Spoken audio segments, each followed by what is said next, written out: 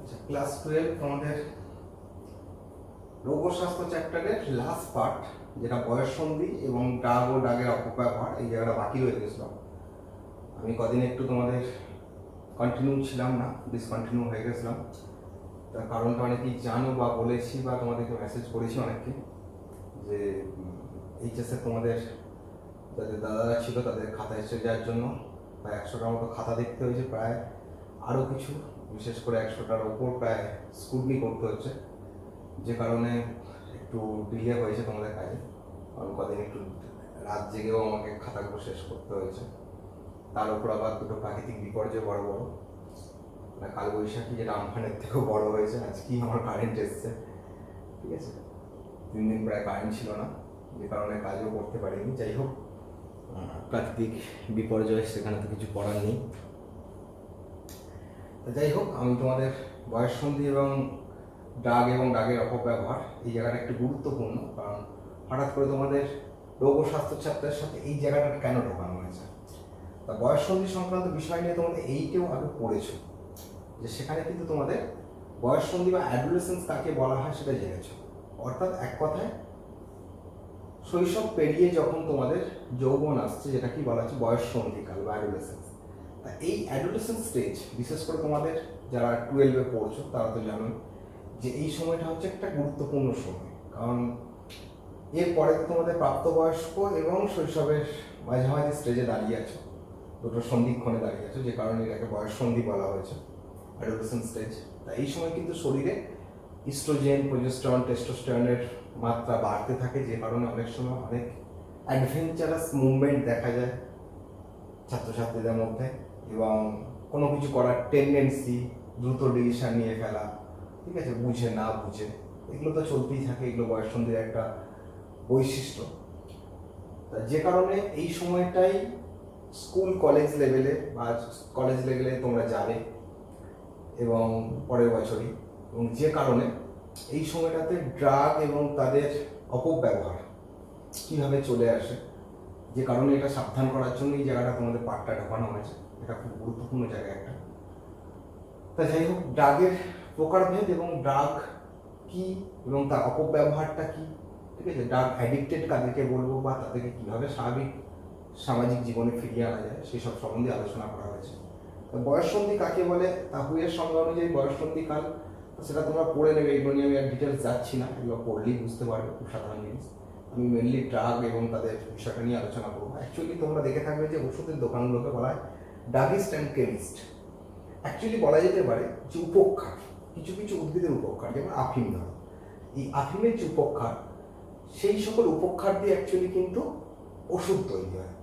কারণ এগুলো সাধারণত নিউরোজেনিক ওষুধ, বা অনেক সময় মানুষের বিভিন্ন ধরনের স্নায়ুকে অবদমিত করানোর জন্য বা তাকে নিস্তেজ করানোর জন্য অনেক ধরনের ড্রাগ ব্যবহার হয়। তা এগুলো যদি সঠিক মাত্রায় শরীরে যায়, সেগুলো কিন্তু আমাদের ক্ষতি করে না। কিন্তু মানুষ যখন এগুলোর প্রতি বারবার শরীরে তার বেশি মাত্রায় ইউজ করে এবং সেগুলোর প্রতি অ্যাডিক্টেড হয়ে যায়, তখনই আমরা সেটাকে বলি ড্রাগ অ্যাডিকটেশন। মানে এটা না নিলে আমি থাকতে পারবো না, ঠিক আছে। যেমন তোমাদের একটা স্বাভাবিক আচরণ বলি, যেমন কফি খাওয়া। তা কফিতে যে উপকারটা আছে নিশ্চয়ই সবাই জানো, ক্যাফিন। চায়েতেও থাকে ক্যাফিন, কিন্তু কম থাকে, ক্যাফিন কফিতেই বেশি থাকে। তা পড়তে পড়তে দেখবে অনেকে কফি খাওয়ার নেশা আছে, যে কফি খাও, মানে নেশা কেন কথাটা বললাম পরে বলছি, যে আমরা কফি খাই, অভ্যাস আছে, বেশ কফিটা আসলে ভালো লাগছে, বেশ মাথাটা একটু চনমনে হয়। অ্যাকচুয়ালি এটাই অ্যাডিকটেশন। তা অ্যাকচুয়ালি কী হয়, এই ক্যাফিনের প্রতি অ্যাডিকটেশন চলে আসে, যেটা না খেলে আমি পারবো না বা আমার কাজটা হচ্ছে না। তা এটার প্রতি অভ্যাস তৈরি হয়ে যাওয়াটা কি বলা হচ্ছে অ্যাডিকটেশন। তাহলে যিনি কফি খান রেগুলার, অর্থাৎ না খেলে তার কাজটা হচ্ছে না, এটাও কিন্তু ওয়ান টাইপস অফ অ্যাডিকটেশন। যিনি লিকুইডার, অর্থাৎ যিনি মদ খান, তিনি কিন্তু এটার প্রতি না থাকতে পারাটাই তার অ্যাডিকটেশন। তাহলে অ্যাকচুয়ালি অ্যাডিক্টেড হওয়ার কথাটা হচ্ছে তার প্রতি আসক্ত হয়ে পড়া, অর্থাৎ সেটা না পেলে আমার কাজটা হবে না। তা এই জিনিসগুলোকেই বলা হচ্ছে অ্যাকচুয়ালি ড্রাগ অ্যাডিক্টেড। তা আমি প্রথমে তোমাদেরকে আগে আমি যেটা বলবো তোমাদেরকে, যে এই ড্রাগের আমি একটা শ্রেণী বিভাগ করবো। তা সাধারণত ড্রাগকে আমরা 5 ভাগে ভাগ করে রাখি। তা ফার্স্টেই যেটা আসবো আমি, যে সিডেটিভ ড্রাগ।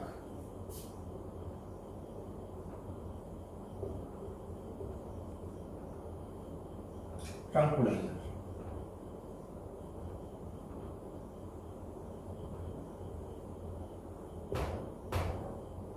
তৃতীয় নম্বরই যেটা আসবে দেবে তোমাদের, আমি বই অনুযায়ী করছি, এটা উত্তেজক বা স্টিমুল্যান্ট।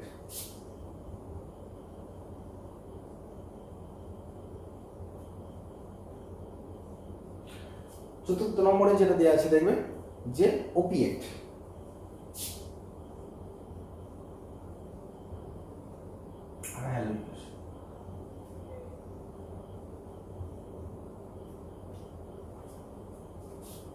লাস্ট হচ্ছে হ্যালোজিনেশন।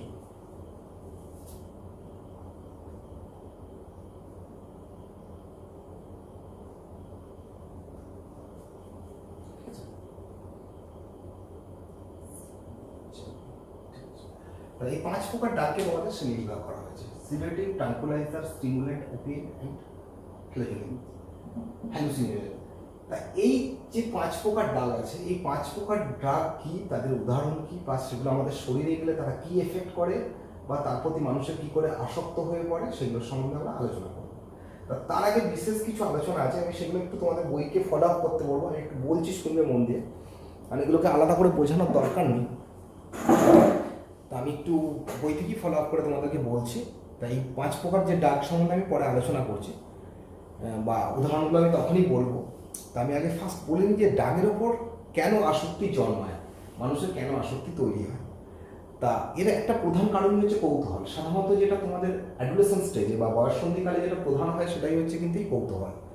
যে একটু খেয়ে দেখ না, বন্ধুরাকে বলে যে এটা খেয়ে দেখ, খেলে দেখ, বেশ সুন্দর একটা শরীরে একটা আমেজ তৈরি হচ্ছে। তা এটা থেকে কিন্তু আস্তে আস্তে বন্ধুদের পাল্লায় পড়ে বা হোস্টেল লাইফ বা মেস লাইফে থাকার জন্য কিন্তু একটা অ্যাডিকটেশন তৈরি হয়ে যায়। প্লাস সঙ্গ দোষ, ঠিক আছে, খারাপ যেসব ছেলেদের পাল্লায় পড়ে বা বন্ধু বান্ধবদের পাল্লায় পড়ে। আর একটা যেটা হতাশা থেকে, অর্থাৎ যেটা সাধারণত ডিপ্রেশন এলে মানুষের মধ্যে কিন্তু এই ধরনের তৈরি হতে পারে, যে ধরুন আমি পরীক্ষা পাস করবো না, পাস করে আমি কী করবো, চাকরি পাবো না। তাই থেকেও কিন্তু একটা তৈরি হতে পারে নিজেকে বেশি কর্মক্ষম করার উদ্দেশ্যে। তাই এই জায়গাটা বলতে গেলে আমি যেটা বলবো, সাধারণত যে সকল বড় গেমিং জায়গাগুলো রয়েছে, অর্থাৎ যেখানে খেলাধুলা হয়, সেখানে কিন্তু দেখবে যে ড্রাগ নিয়ে ধরা পড়েছে, এই ধরনের অনেক ঘটনা শুনতে পাবে। অ্যাকচুয়ালি কিন্তু কি হয় না, বিশেষ কিছু ধরনের ড্রাগ শরীরে, কোকেন বা এই জাতীয় শরীরে প্রবেশ করে দিয়ে কিন্তু উত্তেজক ড্রাগ যেগুলো রয়েছে, যেটা কি স্টিমুল্যান্ট বলা হচ্ছে, এই ধরনের ড্রাগ কিন্তু শরীরে দিয়ে হঠাৎ করে তাকে বেশি কর্মক্ষম করা যায়। তা এর প্রতিও মানুষের কিন্তু অ্যাডিকটেশন তৈরি হয়। তা আমাদের দেশে সাধারণত থার্ড ওয়ার্ল্ড কান্ট্রির মানুষেরা এই ধরনের ড্রাগ নিতে জানে না, সেই জন্য ধরা পড়ে যায়। কিন্তু বিদেশি অনেক প্লেয়ার আছে, তারা কিন্তু এগুলো নেয়, নিয়ে ধরাও পড়ে না। সেই জন্য দেখবে সাধারণত কোনো ক্যাম্পে, যখন মেডিটেশন ক্যাম্পে যখন যাওয়া হয়, বা বড় খেলাধুলা আসলে, বিশেষ করে অলিম্পিক বা এতে আসলে, তখন কিন্তু প্রত্যেককে অ্যাথলেটিককে সেখানে কিন্তু তার ইউরিন টেস্ট করা হয়, এবং সেই ইউরিনে কিন্তু তার এই উপক্ষারটা ধরা পড়ে, এবং তখন তাকে চিরকালের জন্য বাতিল করা হয়, বা তার ট্র্যাক রেকর্ডও একদম করে দেওয়া হয়, বা পদক পেলেও তাকে কিন্তু কেড়ে নেওয়া হয়। যে কারণে এই জায়গাটা কিন্তু খুব গুরুত্বপূর্ণ। যন্ত্রণা কমানোর জন্য অনেক সময় আমাদের পেন কিলার হিসাবে যেটা খাই, সেগুলো অনেকটা সবই ড্রাগ।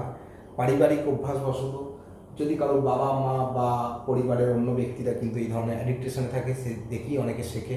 তাই এইগুলো হচ্ছে ড্রাগ আসক্তি একটা প্রধান কারণ।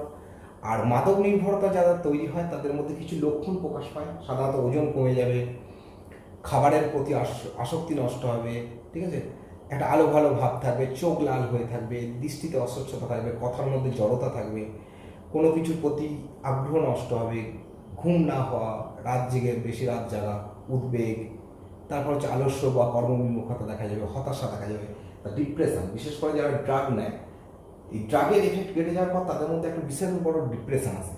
এটা একটা গুরুত্বপূর্ণ বৈশিষ্ট্য।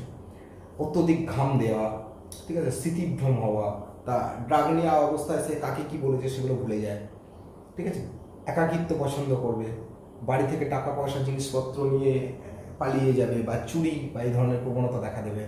বা অনেক সময় যারা বড় বড় বাড়ির অনেক সব ছেলেদেরকে দেখা যায়, তারা কিন্তু ড্রাগ অ্যাডিক্টেড হওয়ার জন্য অনেক সময় তারা কিন্তু পয়সা জোগানোর জন্য তারা চুরি, ছিনতাই এই ধরনের ঘটনার সঙ্গে যুক্ত হয়ে পড়ে।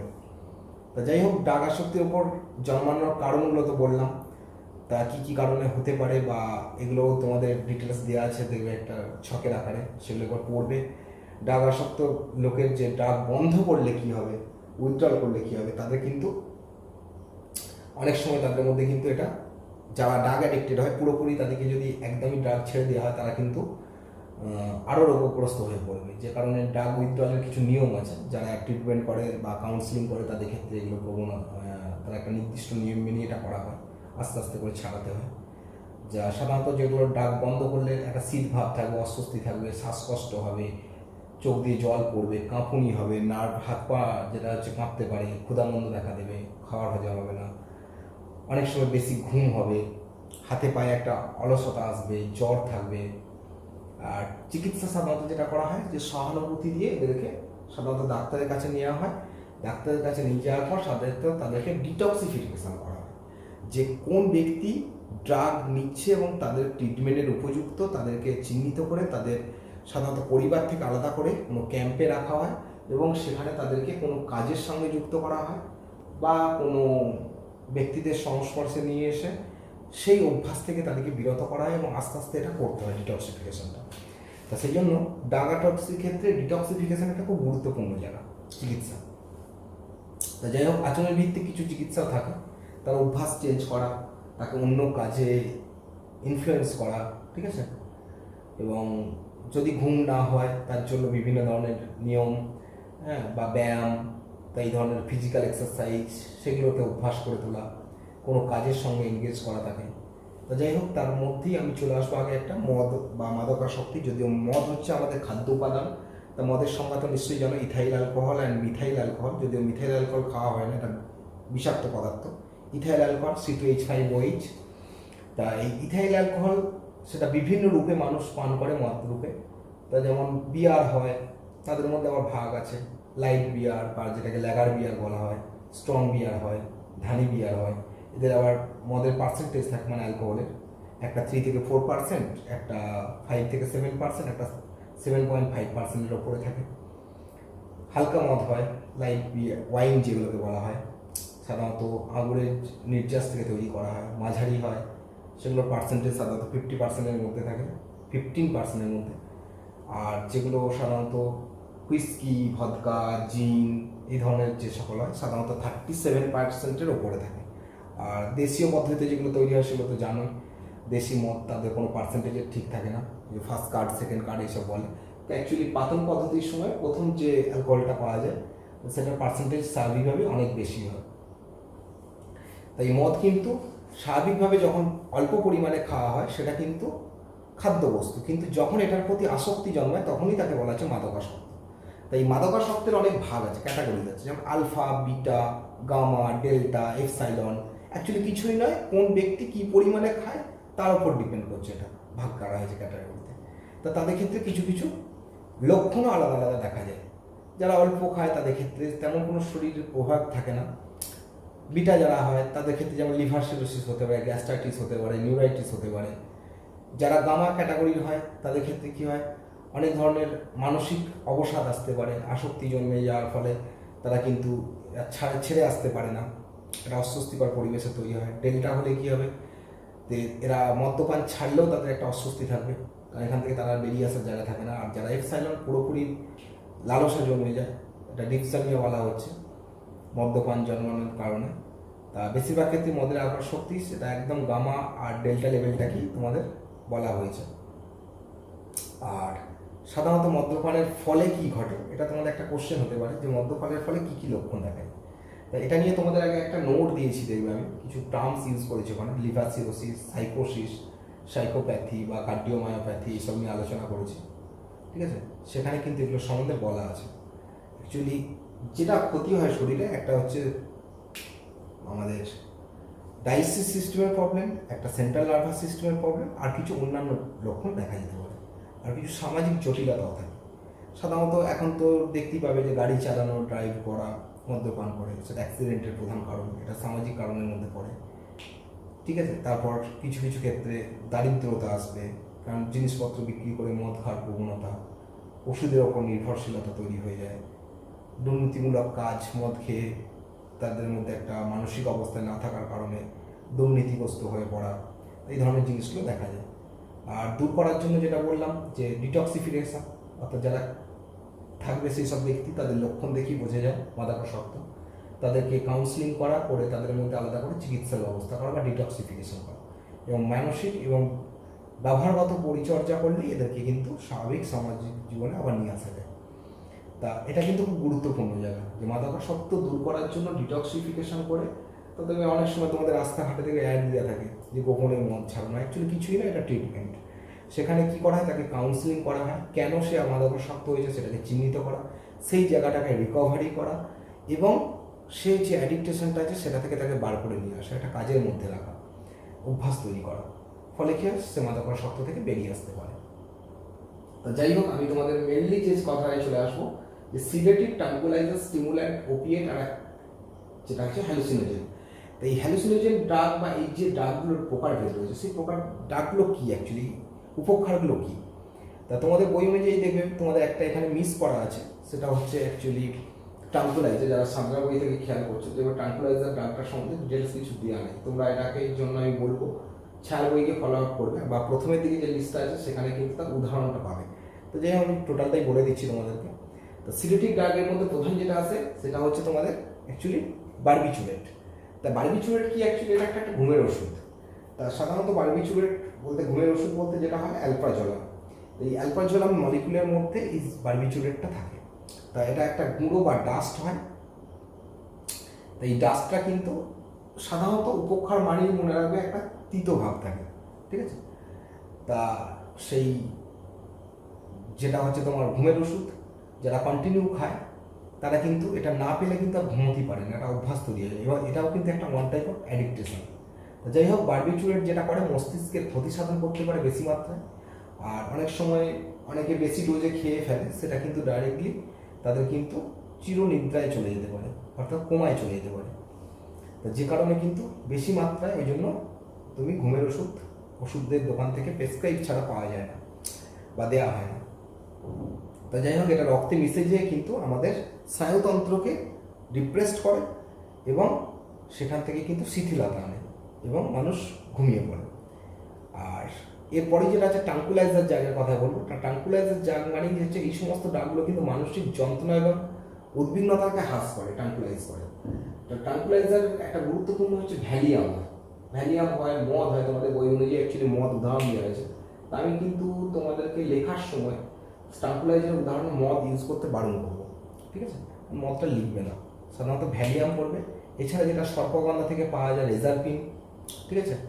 তারপর হচ্ছে বিউটারাফেনল ইত্যাদি, এগুলো হচ্ছে মেজর ট্রাঙ্কুলাইজার হয়। কিছু মাইনর হয় যেগুলো ভ্যালিয়াম আর সরবিল হয়, সরবিল জাতীয় যে ওষুধগুলো হয় সেগুলো মাইনর হয়।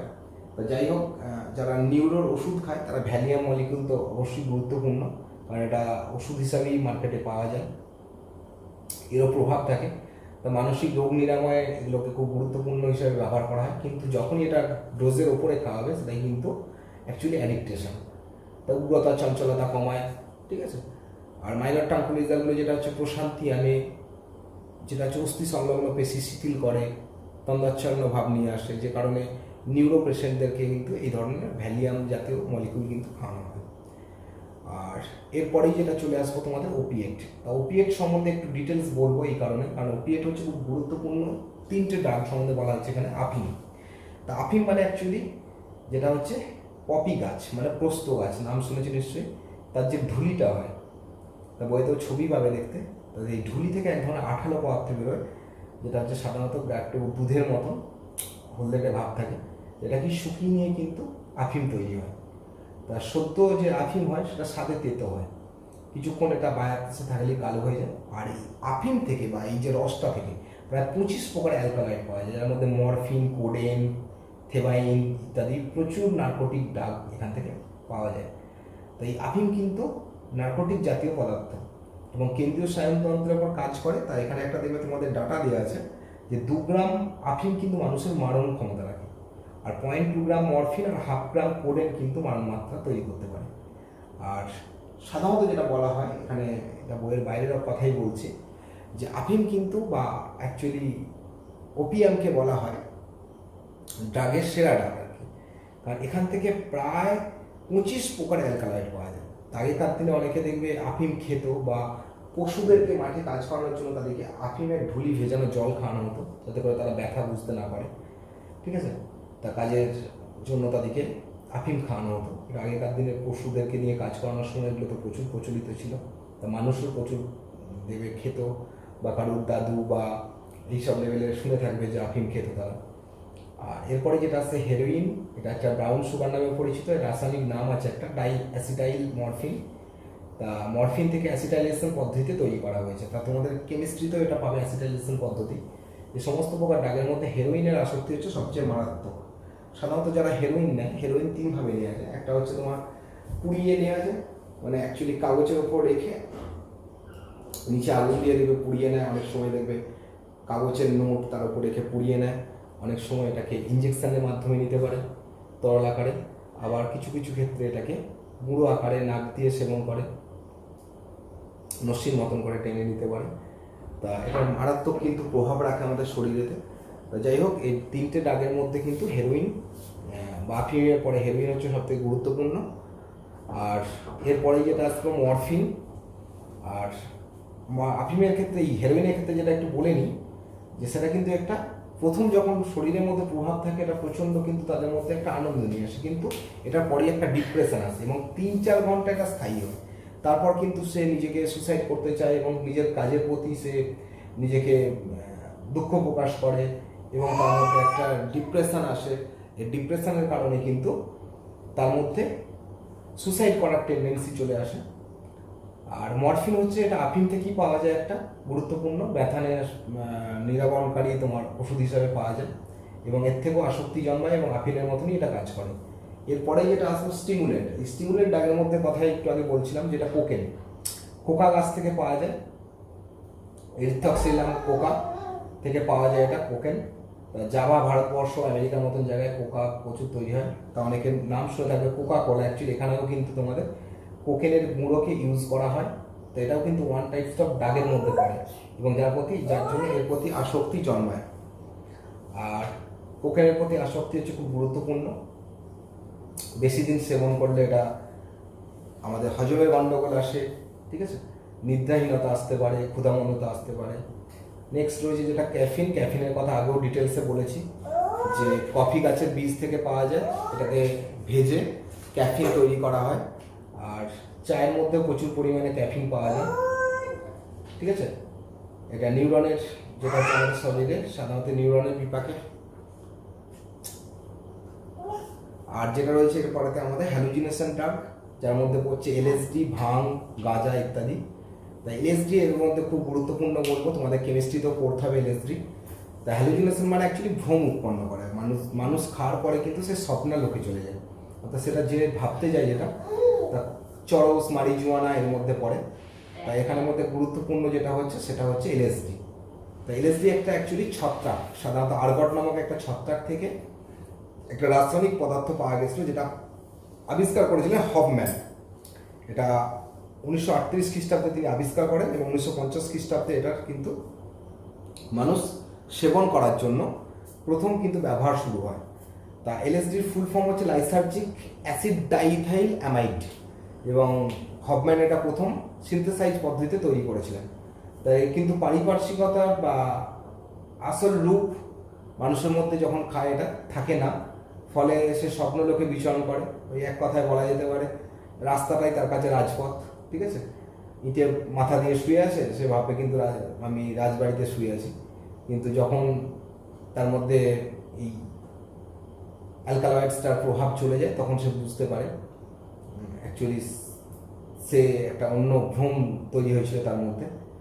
তা ভাং এটাও তাই একই জিনিস। এটা সাধারণত ক্যানাবিস স্যাটিভা, অর্থাৎ এক কথায় গাঁজা গাছের পাতাকে বেটে খায়, সেটাও ভাং। আর এই গাঁজা গাছ থেকে আরও অনেক ওষুধ পাওয়া যায়, যার মধ্যে যে ক্যানাবিস গাছ থেকে যেটা আঠালো পাওয়া যায় সেটা চরস নামে পরিচিত, চরস বা হ্যাসিস নামে। আর সাধারণত এর ফুলের মঞ্জুরি এবং বীজটাকে পুড়িয়ে খায়, যেটা গাঁজা নামে পরিচিত। সাধারণত এগুলো সেবন করলে স্বপ্নালোক জেগে ওঠে, শিথিলতা আসে, ইউফোরিয়ার মতো আনন্দ জাগে এবং অনেক সময় সেবনকারী বিনা কারণেই হাসতে থাকে এবং আলো দেখলে হাসা বা বিনা কারণেই হাসা, এবং বারবার সেবন করলে এর প্রতি আসক্তি জন্মায়। তা এর প্রসঙ্গে একটা কথা বলে রাখি, কিছু কিছু দেশে, বিশেষ করে যেমন কানাডায় কিন্তু এটা ছাড় দেওয়া আছে, অর্থাৎ গভর্নমেন্টের দিক দিয়ে কিন্তু গাঁজাকে কিন্তু তাদের সামাজিকভাবে খেতে পারে, তার প্রতি আর মানে তার অনেক যেমন সাইড এফেক্টও আছে, অনেক গুণাবলীও আছে, সেই গুণাবলীর কথা তো তোমাদের এখানে বলা যাবে না অ্যাকচুয়ালি, সেটা কিন্তু সঠিক মাত্রায় শরীরেতে প্রবেশ করলে তার গুণাবলী আছে, কিন্তু অ্যাডিকটেশন তৈরি হওয়াটা কিন্তু আসক্তি। তা যাই হোক, এটা তো গেল মারিজুয়ানার কথা বললাম, এটাও অ্যাকচুয়ালি ওই তোমার আঠা থেকেই তৈরি হয়, মারিজুয়ানাও তৈরি হয়, ঠিক আছে। যাই হোক, এরপরেও যেটা আছে আরও গুরুত্বপূর্ণ কিছু আছে, যেগুলো হচ্ছে তোমার নিকোটিন, অ্যাম্ফিটামাইন, ঠিক আছে। অ্যাম্ফিটামাইনটা হচ্ছে অ্যাকচুয়ালি আলফা মিথাইল তোমার ফেনিথাইলামাইন, যেটা আত্মবিশ্বাস বাড়াতে বা সচেতনতা বৃদ্ধি করতে সাহায্য করে, তার এফেক্টও রয়েছে। এটা তামাকও একটা এর মধ্যে পড়ে, যেমন যারা তামাক সেবন করে, বিশেষ করে তামাক গাছের পাতাকে পুড়িয়ে খায়, কেউ চিবিয়ে খায়, কেউ আবার তোমার ঠোঁটের মধ্যে নিয়ে, যেটাকে অ্যাকচুয়ালি খৈনি বলা হয়, ডাইরেক্ট ব্লাড, ঠিক আছে। তা সেই জন্য তামাকেরও গুরুত্বপূর্ণ ভূমিকা রয়েছে শরীরে আমাদের, কিন্তু তামাকের ক্ষতিকর প্রভাবটা খুব গুরুত্বপূর্ণ, কারণ তামাক পুড়িয়ে খাওয়ার জন্য প্রায় 50 প্রকারের, এই 56 প্রকারের কার্সিনোজেন তৈরি হয়, যেটা ক্যান্সার উৎপাদক হিসাবে কাজ করে, ঠিক আছে। বেঞ্জোপাইলিন বা টার থাকে যেটা, সেটাই গুরুত্বপূর্ণ। তো যাই হোক, আমি এর সঙ্গে তামাকের কথাটা বললাম, যাদের ছায়ার বই আছে তা একটু তামাকটাকে একটু ফলো আপ করবে। আর যারা গাঁজা সেবন করে তাদের মধ্যে একটা বিশেষ প্রভাব দেখা যায়, এটাকে বলা হয় ফ্ল্যাশব্যাক। তা ফ্ল্যাশব্যাক প্রভাবটা অ্যাকচুয়ালি কী হয়, যে অনেক সময় নেশা না করেও তাদের মধ্যে কিন্তু নেশাগ্রস্তর মতো আচরণ দেখা যায়, ঠিক আছে। এটা কি বলা হচ্ছে ফ্ল্যাশব্যাক। তা যাই হোক, ড্রাগ আসক্তি নিয়ন্ত্রণ কী করে হবে, তার দুটোভাবে করা যেতে পারে, একটা হচ্ছে সামাজিক প্রচেষ্টা আর একটা হচ্ছে সরকারি প্রচেষ্টা। সামাজিক প্রচেষ্টা, মাদকাসক্ত ব্যক্তিদেরকে সমাজের মধ্যে বেশি করে মিশতে হবে, তাদের সঙ্গে বেশি করে মিশতে হবে, ডিটক্সিফিকেশন করে তার চিকিৎসা করা যেতে পারে, আর পুনর্বাসনের ব্যবস্থা করতে হবে, ঠিক আছে। সে যে সমাজে মিশছিল বা যেখানে মিশছিল সেখান থেকে তাকে সরিয়ে নিয়ে আসতে হবে। সরকারি প্রচেষ্টায় যেটা করা যেতে পারে সেটা হচ্ছে কি না, এই ধরনের ড্রাগকে সামাজিকভাবে ব্যান্ড করা, যাতে করে সমাজে আসতে না পারে। মাইনর যারা, অর্থাৎ যারা বয়ঃসন্ধি স্টেজের আগে আছে, তাদের হাতে যাতে করে ড্রাগ পৌঁছাতে না পারে তার ব্যবস্থা করা, ঠিক আছে। মাদক সেবনের যে কুপ্রভাবগুলোর সম্বন্ধে মানুষকে জানানো, ঠিক আছে। ভারতবর্ষে বিশেষ করে মাদক নিয়ন্ত্রণ আইন বলবৎ আছে, যে কারণে ড্রাগ খেয়ে মানুষ রাস্তাঘাটে বেরোতে পারে না, কারণ এর জন্য এক ব্যক্তি যে ড্রাগ খাচ্ছে সে তো অ্যাক্সিডেন্ট করে বসেই, তার জন্য অনেক প্রাণহানিও ঘটে। তো যে কারণে এই ধরনের ড্রাগ থেকে যাতে করে তার নিরাময় ঘটে, তার জন্য ডিটক্সিফিকেশন করে তাকে আলাদা রাখা, এটাই হচ্ছে গুরুত্বপূর্ণ। আর অ্যালকোহলের কথাও বললাম যে তাদের জন্য কি ক্ষতি হয়। তা তোমাদেরকে আমি একটা কথাই বলবো এখানেতে, বিশেষ করে আমি এতগুলো ড্রাগের কথাই বললাম এখানেতে। তা ড্রাগ সম্বন্ধে অনেকের মধ্যে একটা যে হ্যাঁ খেয়ে একবার দেখি কি হয়েছে, একবার খাবো তো কী হয়েছে, তা এই ধরনের অভ্যাসগুলো থেকেই কিন্তু অ্যাকচুয়ালি অ্যাডিকটেশন তৈরি হয়। তার সমাজে কিন্তু নিজেকে আগে গুরুত্বটা বুঝতে হবে যে আমরা সমাজের একটা অংশ, সামাজিক হিসেবে থাকাটাই গুরুত্বপূর্ণ। সেখানে যাতে করে এই ধরনের অ্যাডভেঞ্চারাস মোমেন্ট এসে একবার দুবার থেকেই যাতে করে অভ্যাস তৈরি না হয়, সেগুলো থেকে বিরত থাকা। তা তোমাদের স্টুডেন্টের যে আমি এটা বলবো যে বারবার ধরে, সেটা সিগারেটই হোক না কেন, মদই হোক না কেন, বা অন্য কোনো ড্রাগই হোক না কেন, সেটা থেকে তুমি নিজেকে যতটা বিরত থাকতে পারবে, কারণ এটা সামাজিক প্রভাব যেমন আছে, আর্থিকভাবেও কিন্তু এটা ক্ষতিগ্রস্ত করে সমাজকে, বাড়ির অর্থের একটা বড় অপচয় বা ক্ষতি সাধন করে। তো যাই বলবো, যার মধ্যে যাই অ্যাডভেঞ্চারাস মুভমেন্ট থাকুক না কেন, তোমাদেরকে বলবো যাতে করে এটার প্রতি অ্যাডিকটেশন কোনোভাবে না তৈরি হয়, তার কারণ সমাজে এটা খুব ক্ষতিকারক জায়গা। তো যাই হোক, তোমাদের এখান থেকে আমি কিছু কোশ্চেনের কথা বলি, যে অ্যাকচুয়ালি কিন্তু এখান থেকে তেমন কিছু কোশ্চেন, খুব বড় লেভেলের কোশ্চেন আসে না। যেমন এবছর যে কোশ্চেনটা পড়েছে, একটি স্টিমুল্যান্ট ড্রাগের উদাহরণ জানতে চেয়েছে, ঠিক আছে, ভ্যালিয়াম বা তোমাদের সর্বগন্ধা বা রেজারফিন, যে কোনো একটা উদাহরণ। তো এই ধরনের কোশ্চেনটাই কিন্তু এখান থেকে বারবার এইচএস লেভেলে আসে। হয়তো বললে একটা হ্যালুসিনেশন ড্রাগের নাম দেখো, হয়তো গাঁজা কোন ধরনের ড্রাগ, বা হয়তো এলএসডির ফুল ফর্ম জানতে চাইতো। তা এই ধরনের কোশ্চেনগুলোই বেশি পড়ে। বা হয়তো বলে দিল মাদকাসক্তের 2টি লক্ষণ লেখো, বা হয়তো ড্রাগ আসক্তি নিরাময়ের 2টি উপায় উল্লেখ করো। এই ধরনের কোশ্চেনগুলো বেশি থাকে, যেগুলো কিন্তু তোমাদের পড়লেই হয়ে যাবে। তা যাই হোক, আমি এটা নিয়ে একটা ক্লাস তো করলাম। তা তোমাদেরকে এই ক্লাসটা করলেই কিন্তু তোমাদের রোগ স্বাস্থ্য চ্যাপ্টারটা শেষ হয়ে গেল। আমি তোমাদেরকে বারবার বলবো যে এর পরেতে যেটা 1 নাম্বার 2 নাম্বারের যে কোশ্চেনগুলো আছে, সেগুলোকে ফলো আপ করো প্রত্যেকে, এবং এমসিকিউগুলোকে বাড়িতে বসে রেডি করে থাকো। যার যেখানে প্রবলেম থাকুক না কেন, সেগুলোকে নোট করে রাখবে, পেন্সিল দিয়ে দাগ দিয়ে রাখবে, সেগুলো পরে আমি ডিসকাশন করে দেবো। ঠিক আছে। আর পরে যখন তোমাদেরকে আমি সামনে পাবো তখন এগুলো করে দেবো। আর আমি তোমাদের এর পরের চ্যাপ্টারটাই ধরবো, ঠিক আছে, খাদ্য উৎপাদন উন্নতি সাধন। এটা পরের দিনকে আমি এই চ্যাপ্টারটাই তোমাদেরকে রেডি করাবো, ঠিক আছে। আর খাদ্য উৎপাদন উন্নতি সাধনের পর আমরা একদম প্রথমে ব্যাক করে যাব, মানে আমাদের হিউম্যান রিপ্রোডাকশন অর্থাৎ জন্মের চ্যাপ্টারে চলে যাবো। যাই হোক, তোমরা এখান থেকে এটা রেডি করো, যার যেখানে প্রবলেম হচ্ছে নোট করবে। আর ডাগার শক্তির কিছু লক্ষণ আমি তোমাদেরকে নোটস দিয়েছিলাম, দেখবে সেখানে সিমটমগুলো লেখা আছে। সেই সিমটমগুলোর সম্বন্ধে 2-4টা সিমটম ভালো করে পড়ে রাখবে, মানে ওগুলো হচ্ছে তোমাদের জয়েন্ট লেভেলে, বা এগুলো জয়েন্ট লেভেলে এখান থেকেই আসে অ্যাকচুয়ালি, যে কোন পদ্ধতিতে তৈরি হয়, ঠিক আছে। বা তামাক জাতীয় বস্তু যেগুলো ছায়া বইটাকে এখান থেকে একটু ফলো করবে, কারণ দুটো বইতে কম্প্যারিজনে দুটো থেকে একটা কম্প্যাক্ট জিনিস পাওয়া যাবে, মানে একটা বই থেকেই পুরোটা ভালো হবে না, ঠিক আছে। এটা এখান পর্যন্তই থাকছে, আশা করি তোমাদের রেগুলার করো এগুলোকে। আর জানি না আমরা কতদিন এই পরিস্থিতির মধ্যে থাকবো, তো যাই হোক আমি চেষ্টা করছি। তোমাদের খাতাপত্র তো দেখা কমপ্লিট হয়ে গেছে, আবার রেগুলার হওয়ার। এটা রেডি করো, আমি পরের দিনকে আবার নেক্সট চ্যাপ্টারের মধ্যে চলে যাব, ঠিক আছে। এখান পর্যন্তই থাকছে।